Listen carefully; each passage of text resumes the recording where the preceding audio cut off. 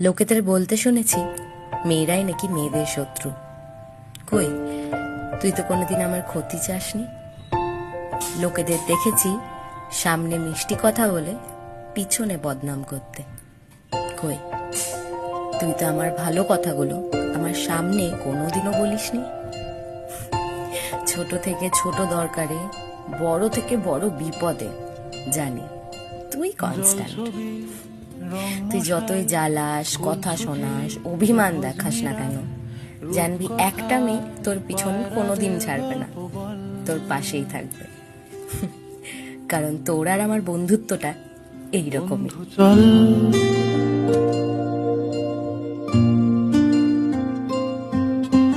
রামধনু, jhalmuri, half ticket, রাব police, বিটনুনার চুরমুরের গল্প বল।